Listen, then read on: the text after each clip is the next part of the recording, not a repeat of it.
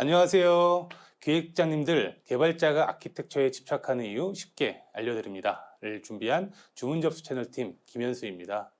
저는 다소 어렵고 딱딱한 주제죠. 아키텍처에 대해 설명할 건데요. 기획자님들도 이해할 수 있도록 중요한 핵심만 쏙쏙 설명해 보겠습니다. 먼저 제가 하는 일을 설명하고 싶은데요. 저는 배달의 민족의 시그니처 메시지이자 사장님들이 가장 좋아하는 소리 배달의 민족 주문.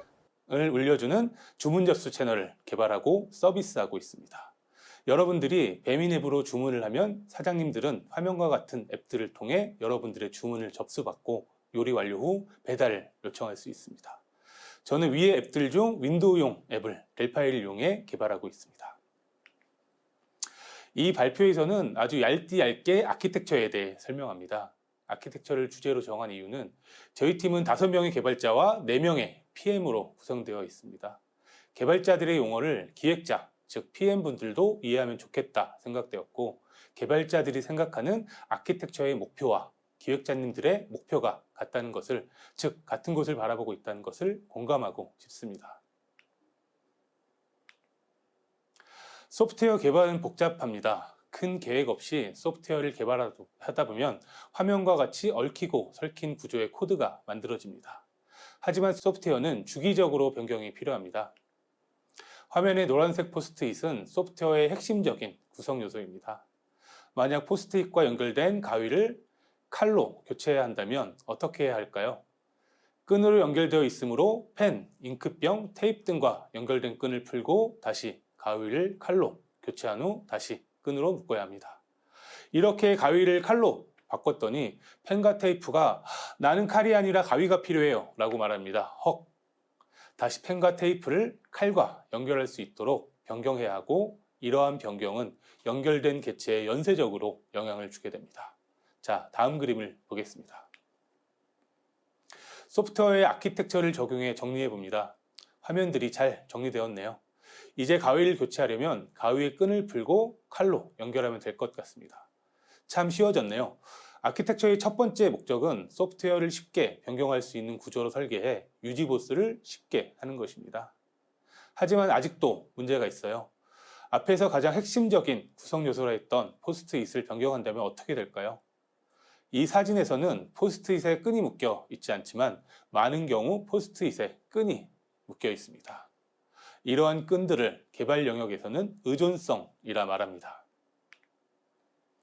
조금 간단히 도식화해 봅니다. 화면과 같이 소프트웨어의 큰 구성은 도메인 영역과 인프라스트럭처 영역으로 나눌 수 있습니다. 앞에 핵심적인 구성 요소, 즉 포스트잇은 도메인으로, 나머지는 인프라스트럭처로 배치됩니다.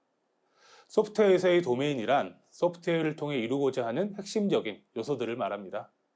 저와 같이 주문 접수 채널을 운영한다면 주문을 접수하는 프로세스나 주문을 접수하는 정책 등이 주문 접수 도메인에 포함될 것입니다. 그리고 그 주변의 인프라스트럭처는 도메인을 소프트웨어로 제공하기 위한 것들이 위치합니다. 데이터를 저장할 데이터베이스나 외부 서비스 API, 도메인을 화면에 표시할 UI 등등 퉁쳐서 인프라스트럭처라고 합니다. 혹시 여러분들은 선이 보이나요? 도메인과 인프라스트럭처 사이에는 그림에는 표현되지 않았지만 무수히 많은 선들, 즉 의존성이 연결되어 있습니다. 전통적인 계층형 아키텍처로 조금 자세히 살펴보겠습니다. 계층형 아키텍처는 같은 목적의 코드들을 계층에 모아놓음으로써 코드들의 관심사를 분리하는 아키텍처입니다.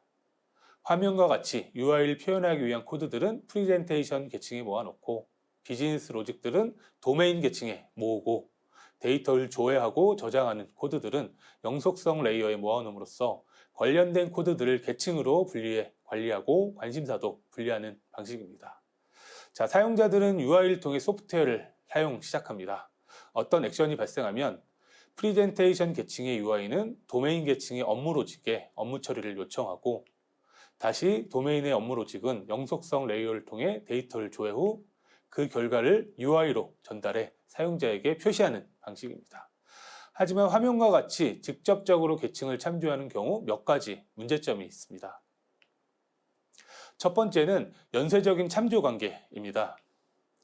프리젠테이션 계층의 UI는 도메인 계층의 업무 로직을 참조하고 업무 로직은 영속성 레이어의 데이터를 참조합니다. 이렇게 연쇄적으로 참조된 경우 결과적으로 프리젠테이션의 UI가 영속성 계층의 데이터를 직접적으로 참조하는 꼴이 되어버립니다. 결과적으로 영속성 레이어의 데이터를 변경하면 그 변경의 영향이 업무 로직에 영향을 미치고 다시 UI의 변경까지 영향을 미칩니다. 이러한 변경의 영향을 의존성을 갖는다라고 합니다. 이렇게 의존성을 갖는 경우 무엇보다 코드 변경이 어려워집니다. 연쇄 참조된 경우 한 곳을 변경하면 그것을 참고하고 있던 곳에도 변경의 영향이 전파되기 때문이죠. 다음으로 이렇게 직접적으로 참조하는 경우 테스트도 쉽지 않습니다. 업무 로직을 테스트하려면 데이터가 준비되어 있어야 하고 UI를 테스트하려면 업무 로직과 데이터를 함께 테스트해야 합니다. 즉 테스트를 위해 많은 준비가 필요하고 테스트가 참 어렵습니다.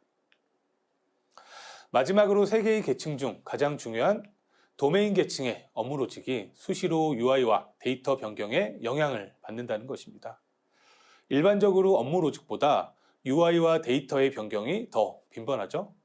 이 변경은 고스란히 업무 로직에 영향을 주게 됩니다. 운이 좋지 않으면 데이터의 속성 하나 변경했을 뿐인데 업무 로직에 문제가 되는 경우도 우리는 심심치 않게 봅니다.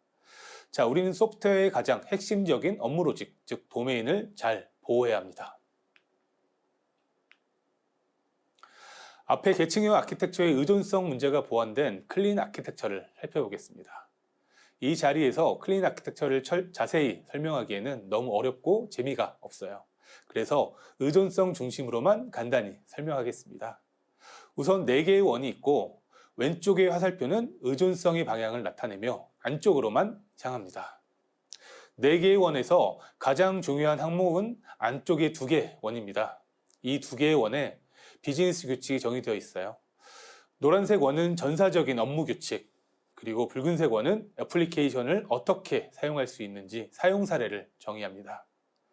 이 2가지 업무 규칙이 우리가 소프트웨어를 통해 고객에게 제공하고자 하는 핵심 요소입니다. 그 바깥쪽 노란색과 파란색 원은 안쪽에 정의된 업무 규칙을 어떻게 보여지고 저장하는지를 정의합니다. 확실히 안쪽보다 덜 중요하죠. 다시 한번 강조하고 싶은 것은 의존성의 방향입니다. 바깥쪽의 화면과 데이터 등의 하부 세부 사항들이 안쪽의 고수준 정책을 단방향으로 의존해야 합니다. 그래야만 바깥쪽이 변경되더라도 안쪽의 고수준 정책은 영향을 받지 않게 됩니다.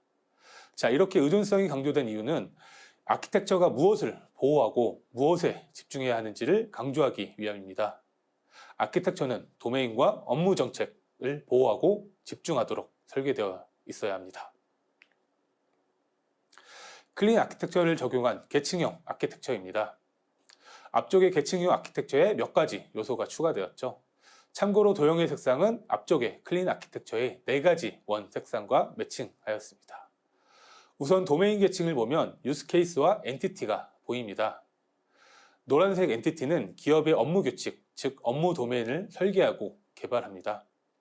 가장 핵심적이고 업무와 직접적으로 연관된 업무 규칙을 가장 안쪽에 독립적으로 구성해 외부의 변경으로부터 보호합니다. 다음 붉은색 유스케이스는 어플리케이션이 제공하는 기능을 구현한 요소로 도메인 엔티티를 참조해 구현합니다. 유스케이스는 양쪽의 어댑터를 통해 외부와 연결됩니다. 어댑터의 역할은 전원 어댑터를 생각하면 될 것 같습니다. 220V의 노트북에서 사용할 수 있는 전압과 전류로 변환해주는 역할이 전원 어댑터인데 아키텍처의 어댑터도 비슷한 역할을 합니다. 어댑터는 외부의 데이터 흐름을 내부 도메인에서 사용할 수 있는 데이터 형식으로 변환해주는 역할을 합니다.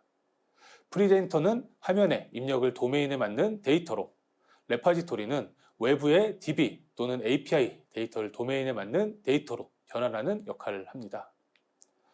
어댑터가 도메인을 참조하는 화살표, 즉 의존성의 방향이 안쪽을 향하죠. 특히 레파지토리의 방향은 처리의 흐름인 좌에서 우로 향하지 않고 반대로 향합니다.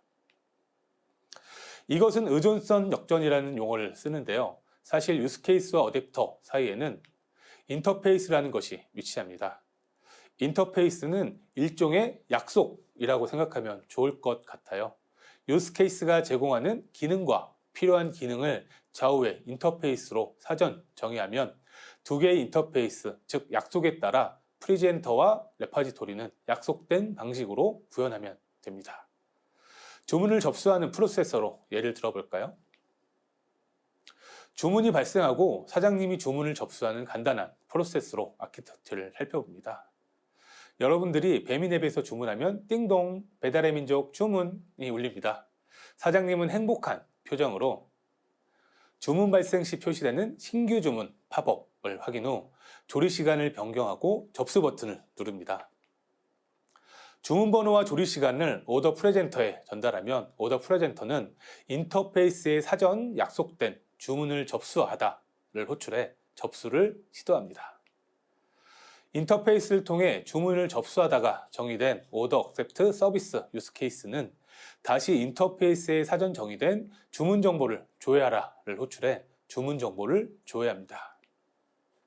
조회된 오더 엔티티를 통해 주문 접수 처리로 상태를 변경하고 인터페이스에 정의된 주문 정보를 저장하라를 호출해 저장 시도합니다. 그러면 오더 레파지토리는 중개 서버에 변경을 요청하고 변경된 정보를 로컬 DB에 저장합니다.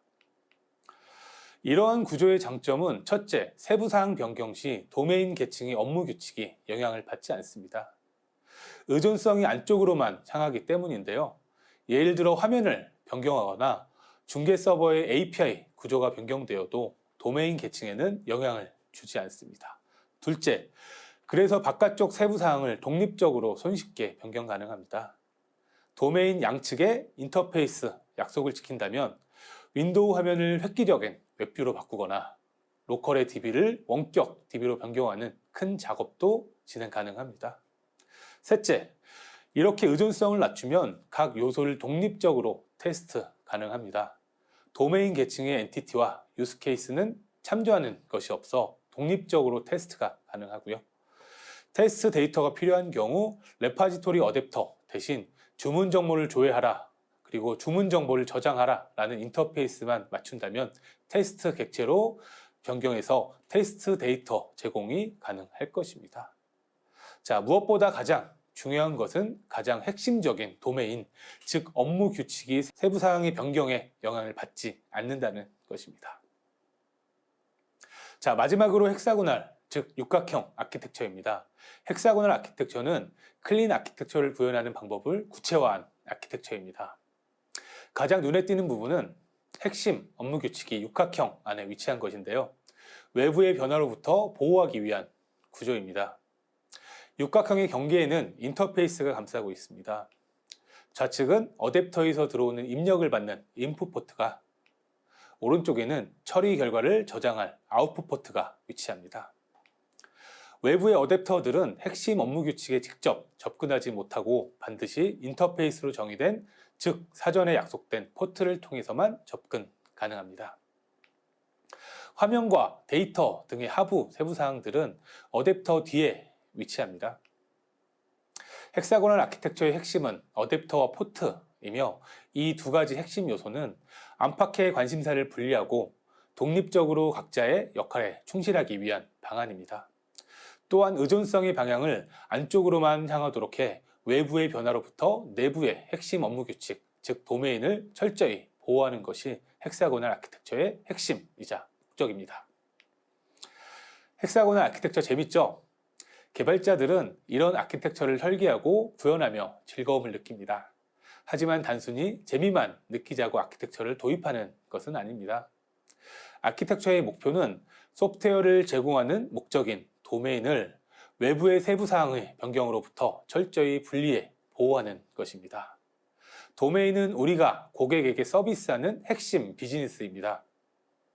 아키텍처는 도메인에 집중합니다. 저는 주문 접수 채널 서비스에서 주문을 접수하는 사장님 도메인에 집중합니다. 여러분들은 어디에 집중하고 있나요? 기획자님들도 여러분의 비즈니스와 고객에게 집중하시죠. 개발자도 같은 곳을 집중합니다. 즉, 우리는 같은 곳을 바라보고 있고 앞으로도 더 노력해야 할 것 같습니다. 제품에 좋은 아키텍처가 적용된다면 의존성이 낮아지고 유연해지기 때문에 시장의 빠른 요구사항에 빠르게 대처할 수 있고 테스트도 쉽게 적용할 수 있습니다. 즉, 개발 비용도 감소할 수 있습니다. 이 부분은 마틴 파울러의 디자인 스태미너 가설 그래프로 설명합니다.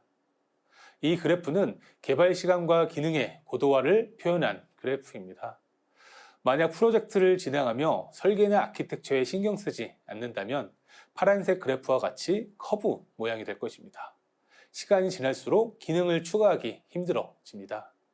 왜냐하면 기능을 추가하기 위해 기존 소스 코드를 바꾸는 데 시간이 오래 걸리기 때문이죠. 만약 좋은 설계와 아키텍처를 갖추고 코드들이 컴포넌트화 되었다면 그저 해야 할 일은 어떻게 소프트웨어의 기능을 변경할지 정하고 변경하기만 하면 됩니다. 좋은 아키텍처가 어디를 변경할지 알려주고 오히려 기능 추가에 가속도가 붙습니다. 왜냐하면 이미 존재하는 소스 코드가 플랫폼화 되는 것이고 그 플랫폼 위에 더 빠르게 개발할 수 있는 것입니다. 라고 마틴 파울러가 말합니다. 저와 저희 팀에서도 더 좋은 아키텍처 도입을 위해 노력 중입니다. 주기적으로 스터디도 하고 성장에 눈높이를 맞추고 점진적으로 아키텍처를 개선하려 노력 중입니다. 마지막으로 이 그래프 또한 좋은 설계와 아키텍처를 갖추면 고객에게 더 좋은 품질의 서비스를 더 빠르게 저렴한 비용으로 제공할 수 있고 이 또한 고객에 집중하는 한 가지 방법이라 말하고 있다 생각합니다. 네, 제가 준비한 내용은 여기까지입니다. 들어주셔서 감사합니다. 땡큐!